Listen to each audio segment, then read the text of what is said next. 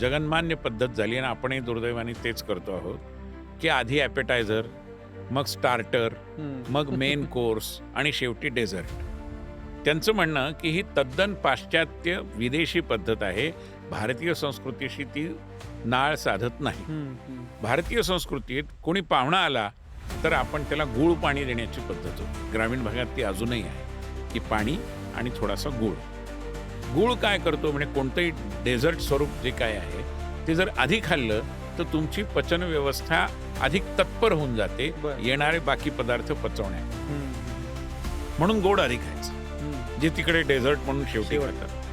तरुण नेते आहेत तेजस्वी सूर्या, ते त्यांचा अनुभव एकदा सांगत होते. ते म्हणले मी एकदा ग्रामीण भागात गेलो, एका शेतकऱ्याच्या घरात. तर एक मुलगा आणि त्याचे आजोबा यांचं छोटंसं काहीतरी वादविवाद चालला होता. तर मी सहज विचारलं की काय एवढं त्या लहान मुलाशी भांडताय तुम्ही, काय वाद घालता? तर ते आजोबा म्हणाले वाद नको घालू तर काय करू? आता ऑगस्ट महिना आहे, टळटळीत ऊन आहे. ऑगस्ट महिना उजाडला तरी आमच्याकडे टिपूस थेंब पडलेला नाही, पाऊसच नाही. आणि रोज हा पोरगा घरी येतो त्याच्या शाळेतून आणि मला ऐकवतो की rain rain go away, rain rain go away. हा काय प्रकार आहे? म्हणजे आपल्या कविता, आपले धडे, आपलं साहित्य, आपली नाटकं या सगळ्यात भारतीयपणा आहेच ना. तो असायला हवा का नाही?